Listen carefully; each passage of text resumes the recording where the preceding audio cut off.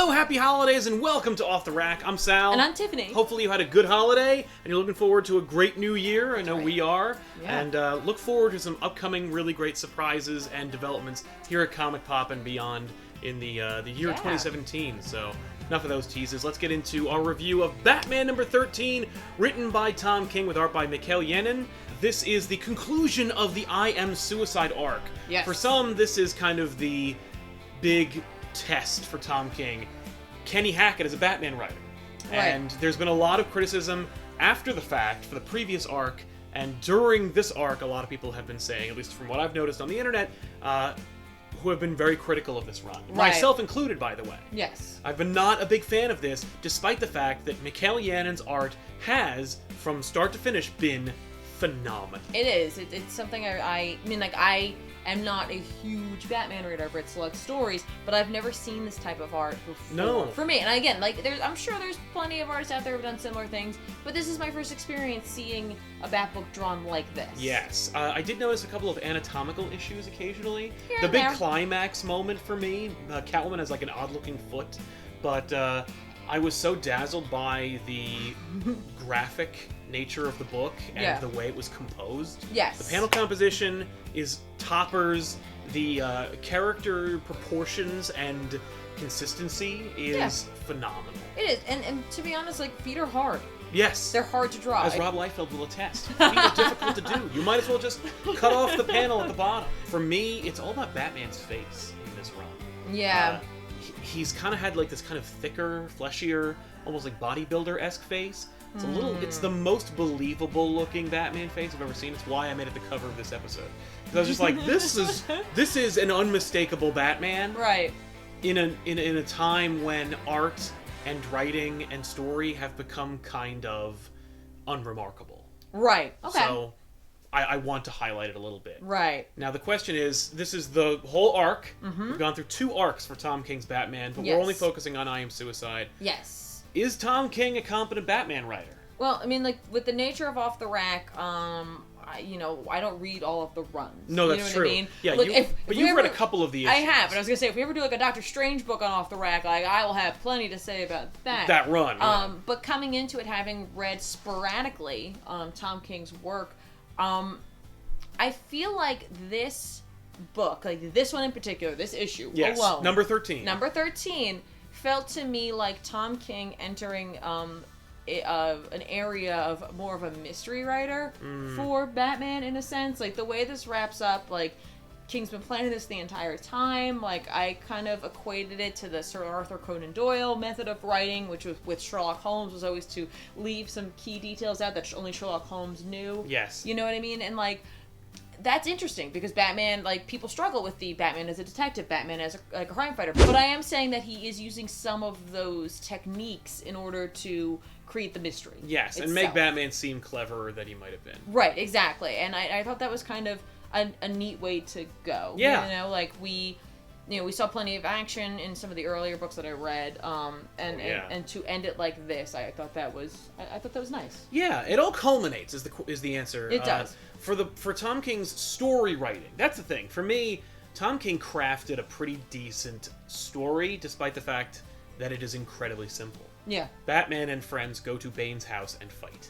That's the story. Yes. But the twists and turns, while obvious, are still competent and entertaining. Yes. So there's no complaint there. For me, it's all about the dialogue, and it's really not good. No, it's not. There was one... Alright, in terms of twists and turns, by the way, like, there was only one that I was like, yes. Right. And the rest of them I was like, whatever. Well, not only whatever, but also like, yeah, okay. The one that was like, yes, was the one that I wasn't 100% where it was going to go, because you knew that this character was along the ride for a reason. Yes. And that reason was only something that Batman would know. Right. And what he had planned, essentially. So you kind of knew something was going to go on there, but I hadn't really pieced it together myself. And that's just as a person who doesn't know that universe quite as well. So, like, that was the most interesting part for me. Yeah. Everything else I was like, All right. Like, all right, cool, whatever. Yeah, the Catwoman twist. Yeah. No twist. I don't think anyone was expecting Catwoman to have actually turned out to be a bad guy. Although I did hear a lot of chatter about the idea of what if this is the future of the Catwoman she character? Return to her her roots. Yeah, she's a legitimate villain now. Right. Spoilers, no. She's still in Batman's pocket, and in fact, willfully surrenders herself to the authorities at the end of the story. Yes. That said, she still killed all those people, so she is still a murderer. And Batman is Bruce Wayne's suicide note still. So there's a lot of weird changes that Tom King makes on Batman's mythos in this story, despite the fact that it is overly simplistic and the dialogue isn't very great and the ideas that are put forth are not especially groundbreaking. No. It's still kind of like, it's weird for me. It's a mixed bag because sometimes I just want to delve into a cool Batman story without having the foundation of the Batverse rocked. Right. Or without having to learn something brand goddamn new about a character. Yeah. Sometimes the character's been around for 80 years. Like, how about we just have an adventure with him? Right. Why does everything have to be like a chapter-setting moment? Like, Yes. It could just be a story. Yeah, no, I agree, and this that's is one. it was a story, and I liked seeing Batman clearly, without it's I don't know, like some people I think would have preferred to have seen a little more of the planning process for this. Yeah. But part of me appreciates that, we know that Batman put this plan together. That Holmesian quality to it. Yeah, exactly. And some people were in on certain aspects of it, and one character in particular was completely used. Yes. You know what I mean? And like that, I think is very Batman.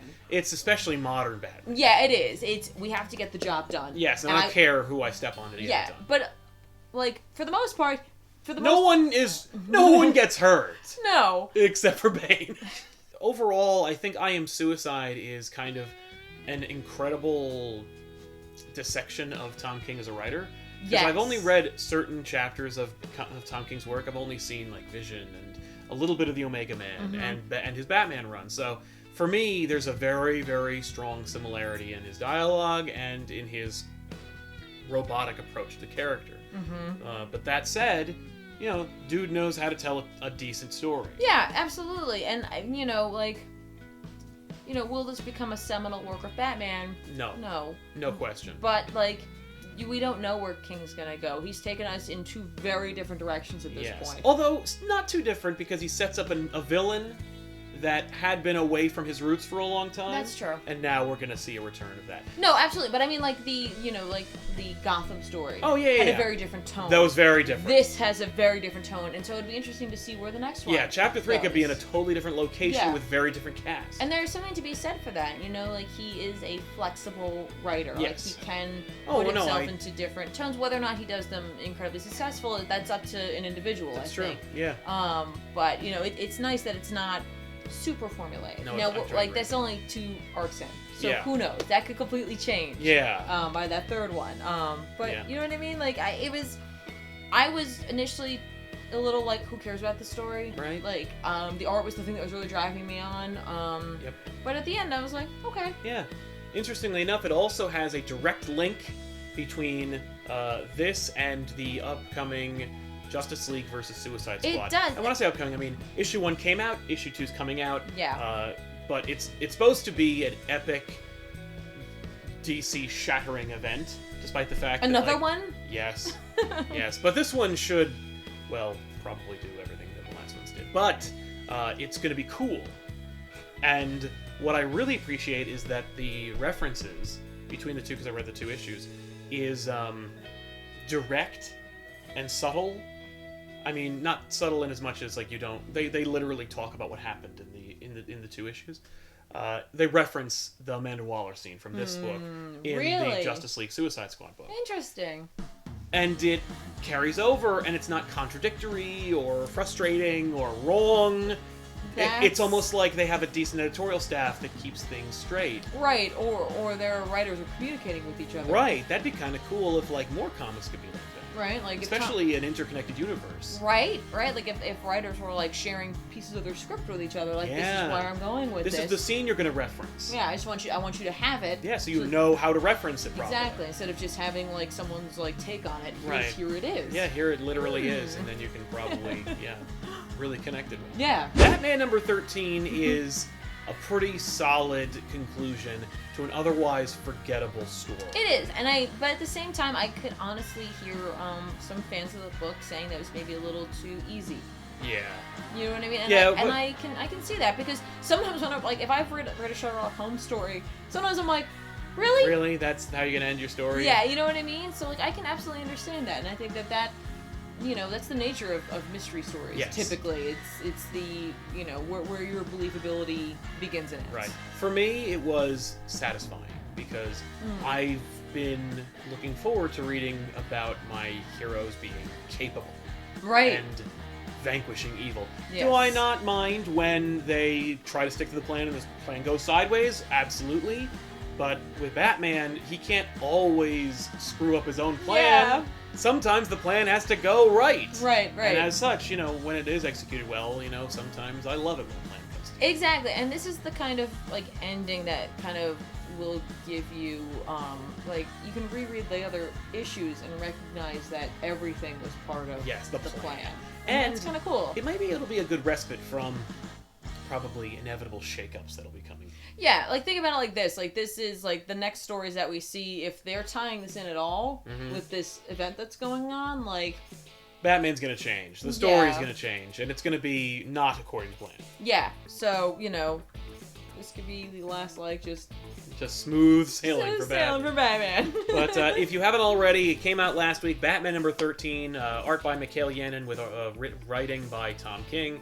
It's a solid conclusion. I felt very satisfied reading it, despite my overall dissatisfaction with the journey. Yeah.